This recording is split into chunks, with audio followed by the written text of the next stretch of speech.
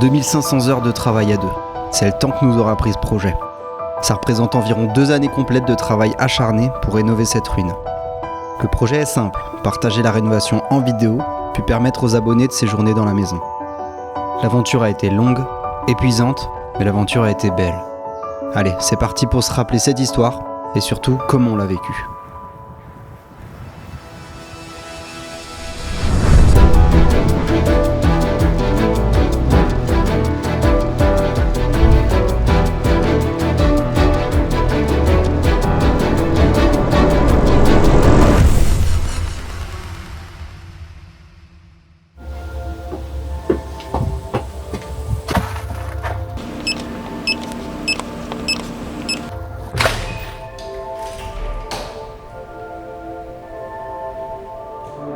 J'ai tout de suite vu le potentiel, c'est-à-dire que c'est vide, je me suis tout de suite projeté, j'ai tout de suite vu qu'il y avait quelque chose à faire. À la base, c'était surtout le prix, vraiment qui a drivé pourquoi là-bas. Après, avec le temps, on s'est rendu compte que c'est dans un endroit mignon. C'est-à-dire c'est vraiment dans le fond d'une petite vallée avec une superbe vue et l'Alsace reste un endroit où il y a énormément de choses à visiter, plein d'activités, on s'en est rendu compte en créant le book. Donc elle remplissait déjà le critère de la taille, distance 20 minutes de voiture, c'était ok. Belle vue dans la forêt un peu, proche de station de ski, un lac.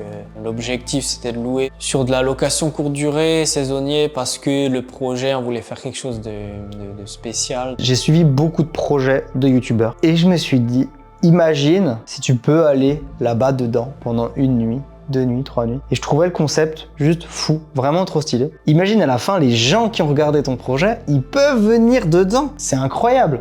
Il y a des gens qui ont suivi chaque épisode, ils ont rien loupé. Et ben le jour où ils ont envie de venir en Alsace, ils viennent dans ce gîte et ils vont être là, ils vont voir. Une salle de bain, une grotte, une passerelle, un mur végétal et tout ça. C'est quelque chose qui est nouveau pour l'instant, donc ça fonctionne. Il y a de la demande, il y a beaucoup de touristes. Des Allemands, énormément d'Allemands en moto, en vélo.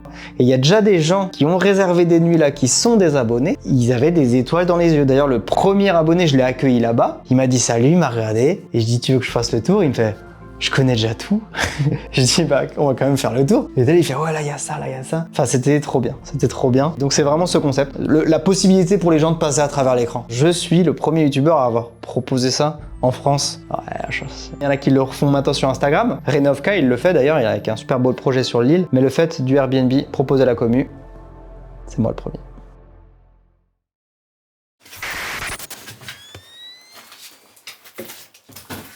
Regardez, je ressemble à rien, on va attaquer la plus belle étape de cette rénovation. C'est d'exploser ce plafond, j'en rêve. À tout de suite.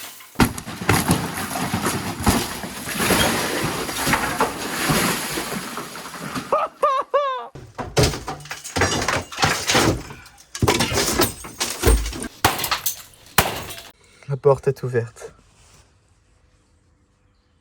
Oh là là. Oh le bordel. Que des déchets et puis il y a Paris au-dessus. Mais par contre, cette hauteur sous plafond. Et on voit aussi l'étanchéité de la toiture. Donc là, trou. Ça filme, monsieur? Ouais. Coup de masse atomique. Ah.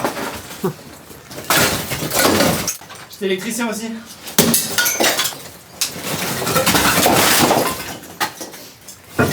Oh là! Oh là, malheureux! J'ai vraiment eu peur. Ma tendinite! Je vais me louper, hein. Je sais que je vais me louper. Jette. Celle du milieu là? Milieu. Oh! Magnifique, je suis un enfant heureux. Heureux comme jamais. Donc déjà le duo. Pourquoi Victor? Pour faire très simple, avant j'avais fait une réno seule, je me suis rendu compte qu'il allait falloir être 2 pour aller plus vite.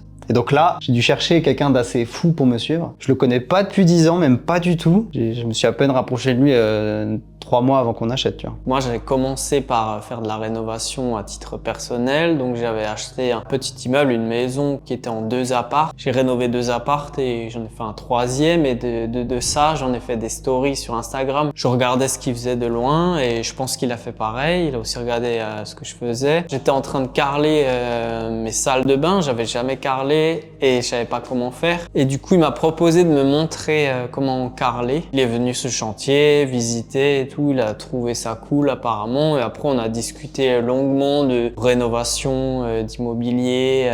Il a lancé sur la table de pourquoi pas acheter un truc ensemble et de les rénover. Et le début du projet, l'idée c'était simple. Je venais de terminer mon appartement dans lequel je vis, donc au-dessus dans la maison de mes parents. Et je voulais un projet un peu plus fou, tout simplement. Parce que sur YouTube, je suivais des collègues, Rachel et Emilien, Passion Rénovation, French Rénovation, plein de gens là qui faisaient des beaux gros projets. Et je me suis dit, je vais mettre la barre haute. J'ai visité d'abord ça avec Amélie. Je l'ai visité, cette bouse, vraiment le bouse. En fait, on s'est dit, on n'a pas de sous, on va chercher au moins cher. Il m'a dit, viens, on va voir. Et du coup, je suis allé avec lui revisiter une maison qui était bien pourrie.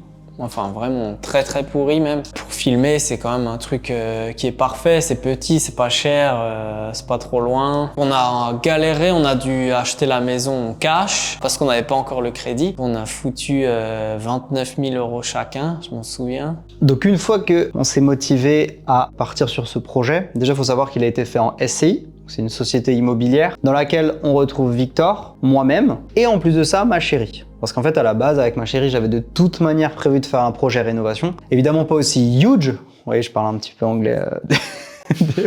C'est pour ça qu'elle a été aussi intégrée dans la société, même si on la voit pas du tout derrière l'écran. Amélie, elle est très discrète, mais c'est elle qui gère maintenant la partie exploitation du gîte. Nouveau projet, nouvelle équipe sur le terrain avec Victor. Donc là, l'idée est très simple, c'est partager ce projet sous forme d'épisode. Donc essayer de raconter toute cette histoire chronologiquement, partagée sur internet du début jusqu'à la fin. Donc moi qui filme le plus souvent, l'envie que Victor se mette à filmer. Donc là, Victor, il savait pas vraiment comment filmer, donc j'ai essayé de lui donner des tips, j'ai essayé de lui apprendre sur le terrain, même si finalement, il s'est avéré que je pense que c'est pas ce qui lui plaît le plus de filmer quelqu'un. C'est tout nouveau pour moi, donc pas l'habitude, les caméras et tout ça, pas du tout à l'aise. C'est très difficile d'être naturel devant une caméra, sortir des vannes et tout ça, c'est hyper dur. Et j'ai du mal avec ça, donc souvent je commence à travailler et j'oublie de filmer. Mais en tout cas, c'était l'idée de base d'avoir Victor et moi sur le chantier, et en backup, il y a Arthur, que vous n'avez pas beaucoup vu à part dans la série 4L. Et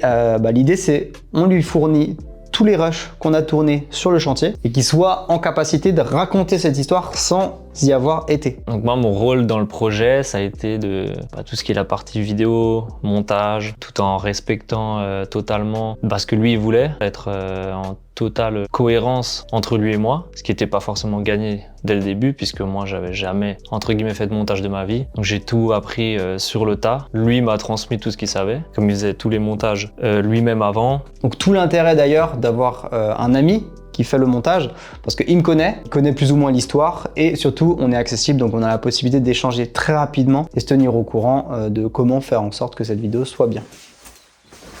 Lundi matin, 15h, non, première étape, lundi matin, on va attaquer par la déchetterie, si on a un peu de soleil, on met des gants, remorque, seau,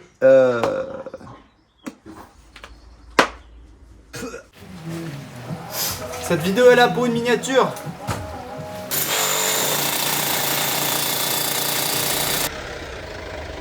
Une tonne 8, monsieur. Une tonne. Encore battu.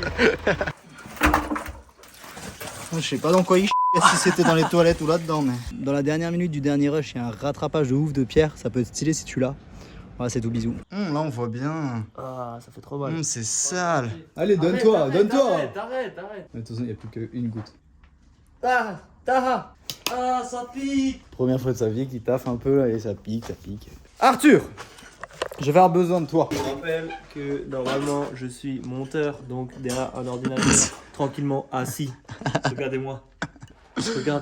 Le plaisir de cet homme. J'aurais pris des orties devant mon PC. Non. Normalement non. Alors la cohabitation, déjà, j'ai pas arrêté de le dire, mais moi je pense que Victor est une personne avec qui il est très compliqué de se prendre la tête. En fait, littéralement en 2 ans, et c'est pas un mensonge, déjà on s'est jamais engueulé, jamais. Jamais haussé le ton, jamais insulté. Il y a eu des mini-moments où On sentait que l'un ou l'autre était blasé, tu vois. Les galères, c'est à deux. Quand il y en a un qui est un peu démotivé, l'autre il peut repousser et prendre le relais. Pendant 2 ans, au final, chantier à 5 jours sur 7 ensemble. Et les chantiers, des fois, c'est pas facile. C'est éprouvant physiquement et moralement. Donc, ça peut arriver des petites tensions, mais ça fait partie du jeu, hein, c'est normal. Si je me rappelle d'une fois, on a pris la voiture, on n'a pas parlé sur tout le trajet. Voilà. C'est le max du max. Je bosse avec un de mes meilleurs amis, avec mon grand frère, donc il y a une totale, confiance entre nous. Max, il faut savoir qu'il est très minutieux sur ce qu'il veut montrer, parce que c'est quand même un métier d'image, donc c'est très important d'avoir quelque chose qui nous correspond. Les premiers montages ne ressemblent pas aux derniers. On a testé des nouvelles choses pour essayer de voir un peu, pas ce qui marche le mieux, mais ce qui correspond le mieux au projet et à la chaîne. Il y a une grosse différence entre Victor et moi, c'est-à-dire finition, je suis hyper chiant en fait, et que je veux quelque chose de top, tu vois. Et donc il a dû apprendre. Bon ok, Max il fait chier parce qu'il veut que ce soit aligné. Moi qui forçais toujours pour que ce soit parfait, et lui qui forçait pour que ça avance, tu vois. Mais dans la globalité, franchement, super. Je regrette vraiment pas d'avoir partagé ces moments avec Victor, tu vois. On a commencé à décharger les tuiles dans la remorque, c'est extrêmement crevant. On attend les abonnés, en plus, depuis qu'on a tout enlevé, il n'y a plus beaucoup de zones d'ombre dans la maison. Ça, c'est de l'efficacité, messieurs, c'est bien ça. C'est tout ce que je voulais. Ça sera une tarte flambée par personne ce soir, pour récupérer. Sublime, sublime, sublime. Je veux la concentration du bonhomme. Bon, c'est officiel, je ne reconnais plus rien du tout de cette maison que nous avons achetée. Merci à tous les abonnés qui sont venus nous aider pour... Pourquoi ils sont venus nous aider ?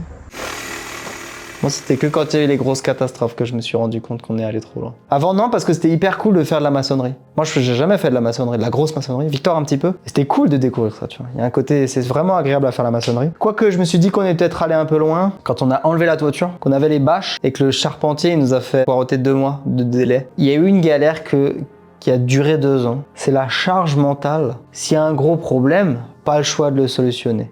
D'un point de vue investissement, d'un point de vue communauté, pour moi, j'ai transporté une galère pendant 2 ans. Tu sais, les petits problèmes. Tout le temps, c'est la réno, c'est les joies de la réno. Tout le temps des problèmes. La plus grosse galère, c'est facile, hein. C'est ce fameux mur de soutènement qui a été coulé contre la maison, mur qui a craqué. Un petit peu plus et je pense qu'on aurait peut-être réussi à faire effondrer la maison. Niveau galère, là, je pense qu'on est sur du 9 sur 10. On a littéralement frôlé la catastrophe. C'est-à-dire qu'il y a eu ce moment où je me suis dit, tout est fini. En mode, ta chaîne, parce que ta crédibilité, tu te la mets au c***, tu disparais là. Ton argent, tout disparaît. Et surtout, t'as pas les compétences pour réparer ce problème. Donc, tu vas payer des gens pour le faire. Et tu vas payer des gens des milliers. Et donc, à ce moment-là, moi, j'étais vraiment en mode... perdais vraiment pied, tu vois. J'étais pas bien. Dieu merci, Emilien est venu nous sauver. Emilien, merci beaucoup. C'est vraiment ce mur. Pour moi, c'est tout. Après, il y a la galère financière. C'est-à-dire que tu as défini un budget, tu te rends compte que tu le fumes,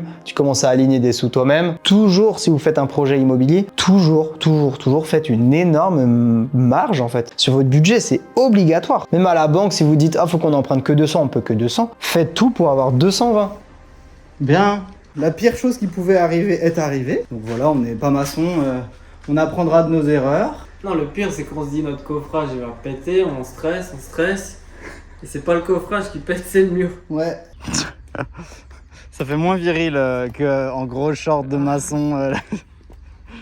Il marche comme avec des talons.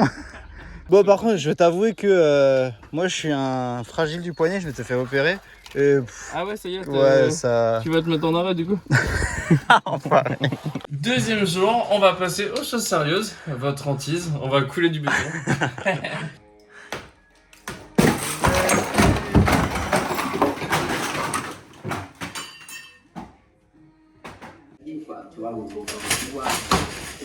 Trop de fois, on a pris des risques. Et j'ai pris conscience avec ce projet. Une fois qu'on avait enlevé la toiture, on pouvait marcher sur le bord du mur. On avait fait notre chaînage complet, notre ceinture en béton. Et on marchait dessus en mode équilibriste, quoi. Il y a 6 mètres de profondeur, tu vois, en dessous. Et on marchait normal, quoi. Hyper dangereux. Pareil, quand on a mis les solives, inconscient, quoi. Vraiment, tu glisses, tu tombes, tu vois. Il y a eu un moment très dangereux où là, je me suis vraiment de ça. Pose de la charpente. On venait de poser la poutre la plus longue du plancher. Donc c'était vraiment une solive énorme sur laquelle il y a plein d'autres solives qui se posent. Elle est magnifique. Et une fois qu'on l'a posée, la pause repas s'annonce. Donc nos deux artisans, ils descendent tranquillement chercher leur petit truc à grignoter. Et nous, avec Victor, on se met sur la butte de la maison et on regarde la maison et on apprécie. Et d'un coup, il y a la grue qui monte, sauf que la grue était encore sanglée à la plus grosse poutre de la charpente. Il monte, donc là, ça commence à se tendre. Et là, je regarde Victor, je dis, il va arrêter là, enfin, elle s'est accrochée, qu'est-ce qu'il est? En fait, il s'arrête pas. Et donc là, je jette mon truc et je cours. Donc là, réflexe inconscient, je cours sur les solives, enfin, elle est débile. Et là, j'attrape la sangle et je suis sur le bord. Et je me dis, je vais leur dire d'arrêter parce qu'en fait, je me rends compte qu'on est je suis en train de me soulever, tu vois. Il est monté. Il a gueulé, et puis il n'entendait pas, et moi j'ai cru qu'il allait mourir. Alors moi, je me suis dit, c'est bon, je vais finir à la maison tout seul. Et l'autre, il est comme ça, avec sa télécommande, et il parle avec Romain, il s'appelait. Et donc, ils sont là, comme ça, ils parlent. Et moi, je suis à l'autre bout en train de gueuler. Mais je gueule de toutes mes forces à m'en arracher la voix et il n'arrête pas. Et à ce moment-là, je pense pas du tout à ma vie, tu vois. Genre, je pense juste, vous êtes en train de me péter ma solive, elle est magnifique, on vient de la poser. Difficile d'estimer la hauteur à laquelle j'étais, mais je pense que la solive, elle a dû se lever d'1,50 m à peu près, tu vois. Donc assez pour que toutes les autres se mettent à craquer, faire des bruits horribles. Et d'un coup, Romain tourne la tête, il dit ah, arrête. Donc ils arrêtent. Et ils montent. Et en plus, ce qui est horrible, c'est qu'ils montent et ils la laissent en haut. Donc en fait, moi, je redescends péniblement de mon truc et ils arrivent et il y a eu ce moment horrible de silence complet. Nous, on les regarde. Et eux, ils regardent. Et ils font... Et il rebaisse son truc. Le résultat de ce moment où j'ai failli crever. C'était très très chaud ça. Après le reste ça a été tranquille. Je me suis coupé le doigt. Vraiment bien d'ailleurs. Faites attention parce que ça va très vite sur un chantier. Plusieurs fois, on a eu besoin de cette trousse de sécurité sur ce chantier. Où est-ce qu'on commence à plaquer? Je vais te laisser choisir. Hier, Victor vient me voir. On a une trop bonne nouvelle. Moi, je m'attends à un truc de ouf, financier, un avantage. Et je te laisse leur annoncer qu'est-ce qu'on a dans notre jardin. Des quetchs et des mirabelles. Il est content parce qu'il y a des quetchs dans le jardin. Monsieur aime les quetchs. Je pense qu'il va ouvrir un petit marché aux puces. Les quetchs de... Deux quetchiers et un mirabellier là-bas. Je viens de mettre la colle du côté visible. Je suis deg. Putain. Après, ça peut donner un style. Vas-y, je te laisse expérimenter le passage dans les toilettes. Est-ce que t'as assez de place? Hop. Attention à la tête. Ouais. Ouais, t'étais presque déjà en train de marcher dessus. Petite pause. On a réfléchi emplacement du PQ. Juste, vas-y, tends le bras. PQ ici. Impeccable. Les voisins, c'est un sujet incroyable qui nous a menés en haleine pendant tout le début du projet. Je sais qu'ils regardent la vidéo, on n'a pas trop parlé non plus. Mais après, je peux comprendre aussi, on a débarqué et puis on a tout pété, la maison qui était mitoyenne, donc forcément, ça crée des tensions. Et en fait, ils étaient pas gentils du tout. Franchement, il y avait une ruine derrière eux, ils se sont dit il n'y aura jamais personne dedans. Et quand il y a eu quelqu'un, ils se sont dit on vient violer notre intimité ou que sais-je. Et en fait, ils étaient désagréables au possible. C'était vraiment difficile parce qu'en fait, on s'est dit mais attends, c'est en train de mettre à mal le projet là. On faisait un peu de réno, on se faisait engueuler. Poser un sac de gravats dans l'allée en montant, on se faisait engueuler. Un appel à la brigade verte pour musique pendant le chantier, des crises de nerfs, enfin voilà. Je sais pas à quel point il est allé dans les remarques, mais je vais pas non plus trop les bâcher. Ils étaient juste horriblement méchants. Réconcilier, et puis réembrouiller, puis réconcilier. Ils voulaient vendre leur maison et on s'est dit bon, pourquoi pas on l'achèterait parce qu'elle est collée à la nôtre. Ils en voulaient un peu cher par rapport à l'état et à ce qu'on pouvait en faire. C'était une bouse, une énorme bouse. Et malheureusement, le jeune qui l'a acheté après s'est rendu compte avec le temps que c'est une bouse. Bon là, il est en train de la rénover, donc ce sera bientôt plus une bouse. Donc ça nous fait rigoler, nous qui avons fini la maison après 2 ans de sueur, de voir notre voisin galérer, parce qu'au final, il a acheté la maison collée, donc c'est un peu la même, quoi, avec les mêmes planchers pourris. Les amis, on a dit qu'on le faisait ce soir. Cool ce soir. Donc on s'en a fond. Un bilan? Plaisir. 3 sur 10. Ok, ça repart. Parce qu'il y a quand même une envie, les choses avancent quoi. Tu trouves que ça va être beau? Ouais. D'en haut, ça a une bonne gueule. Ouais. Là, ça va être bien. Finito, Pipo. Dernière tuile, ciao, bonsoir. Putain, elle a pété. Putain, bon ben, vous aurez double fin, les amis. Nous, on est parti du principe Les gens qui vont venir chez nous sont en vacances. Donc, on veut pas qu'ils vivent comme à la maison. On veut que tout soit différent. Pas de placo blanc, pas de stratifié gris, pas d'agencement trop classique.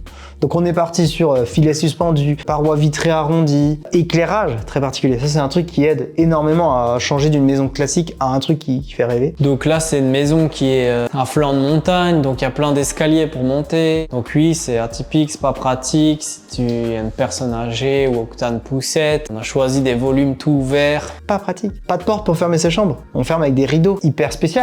Là tu rentres dans ta chambre, t'as une tirette pour allumer ta lumière. Et surtout pour le chantier aussi, une galère pour emmener les matériaux. C'était un enfer, monter les seaux de mélange à béton dans les escaliers et tout. Ça, c'est un truc que ni moi ni Maxime on refera parce que là, c'est vraiment une erreur qu'on n'avait pas vu venir et qui est affreuse. Et ben ouais, pas pratique. Les gens n'ont pas l'habitude, donc les gens voyagent. Ça, c'est vraiment l'objectif. On a une belle charpente comme dans un vieux chalet. Beaucoup de toiles d'araignée, pas pratique. Bah pourtant stylé, tu vois. Pareil, notre terrasse, moi je la trouve trop cool. Par contre, il n'y a que des escaliers, tout le temps, que des escaliers. Voilà, c'est comme ça, t'es en vacances. Moi, personnellement, au quotidien, j'aimerais pas vivre dans cette maison. Ah, t'as vu cette belle journée, hein, au frais? Regardez comme il a l'air bien, là. Il est en forme, là.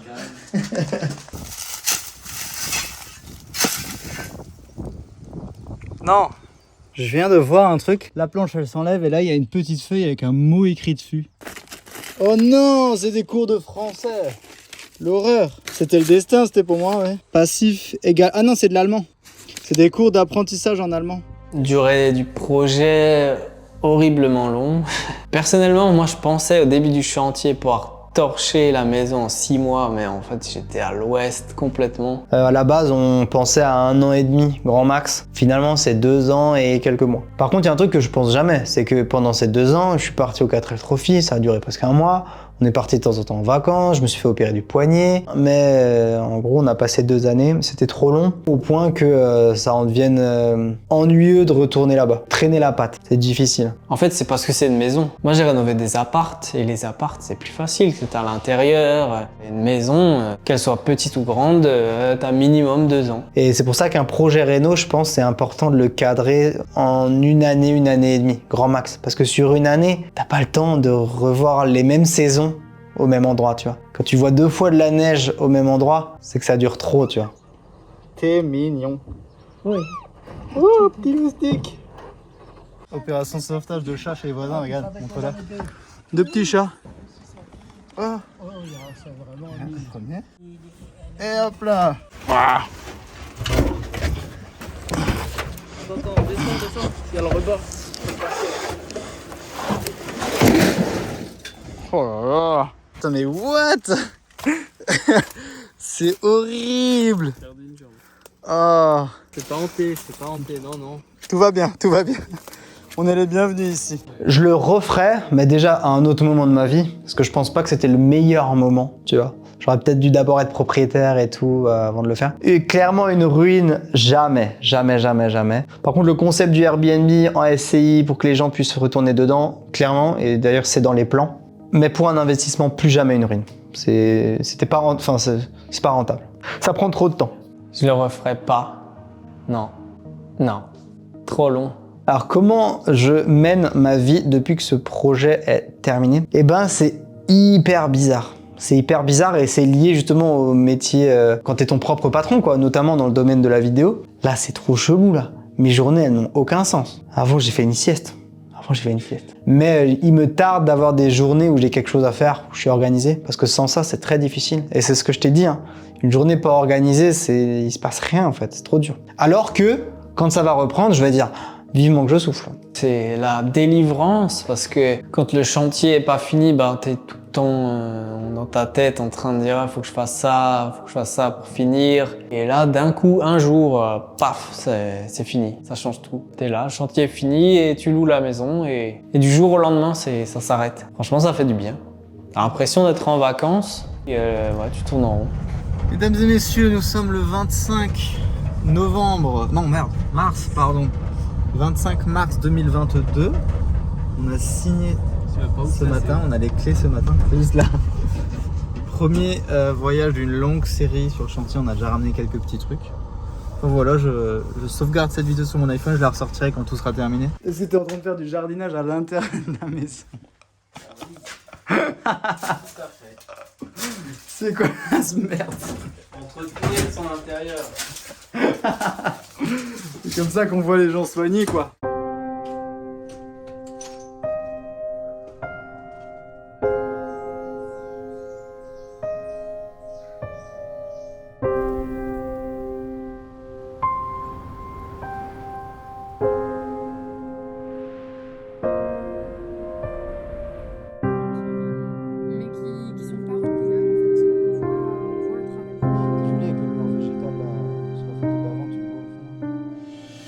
Un mot à Maxime, ben merci ou pas merci de m'avoir embarqué dans cette galère de 2 ans de travaux là. Mais non, c'était cool, on a appris plein de trucs parce qu'on a plein de trucs que moi j'avais jamais fait, lui non plus. Beaucoup de délire, de rire sur les chantiers, en plus voilà avec les voisins. Un mot sincère pour Victor, bah déjà je suis vraiment heureux de l'avoir croisé dans ma vie, vraiment. Il m'a appris beaucoup de choses, j'espère d'ailleurs aussi lui avoir appris beaucoup de choses.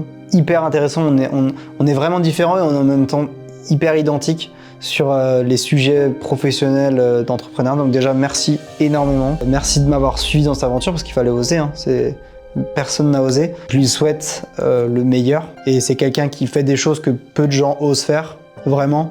Dans l'immobilier, Victor, il est hyper avancé par rapport... Enfin, lui il me dit il y en a d'autres, ils auraient fait 100 appart, j'en ai que X. Enfin, je lui ai dit arrête, c'est incroyable ce que tu fais. Et d'ailleurs, même faites ça en famille, donc c'est hyper beau, c'est hyper bien. Et le jour où on aura l'occasion de refaire un projet, peut-être ça se fera, peut-être ça fera pas, on sait pas. Quoi qu'il arrive, je me réjouirais de voir ces projets avancer. J'espère qu'il les partagera un peu. Franchement, il faut qu'il apprenne à faire quelques stories et tout pour que les gens puissent le suivre. C'est important. Et Max, je le remercierai jamais assez. J'ai hâte de pouvoir continuer à travailler avec lui. Donc vivement le prochain projet, qui sera énorme. Attention. Mais du coup, il faut qu'on continue ça. Je sais pas du tout si ça va rendre. On s'est lancé dans un truc interview et tout, on n'a jamais fait. Donc voilà. Hop là, je fais tomber mon casque. Ça va pas. C'est compliqué de se prendre la tête. Et ensuite, un mot pour Arthur. Donc Arthur qui est donc le monteur, ça vous l'avez compris. Et je nous souhaite de réussir à faire en sorte que sur le prochain projet, tu réussisses vraiment à prendre encore plus part à l'évolution de cette chaîne. Moi, je t'accueille avec grand plaisir sur ma chaise, pour toi comme pour la communauté, qu'on crée du contenu de fou. J'ai plein d'idées, je sais que toi aussi, et on va réussir vraiment à fusionner ça pour faire des dingueries. Et je sais que c'est possible, ça va demander beaucoup de travail, mais voilà, je te souhaite qu'on aille loin dans cette future aventure et dans la chaîne YouTube Mr. White.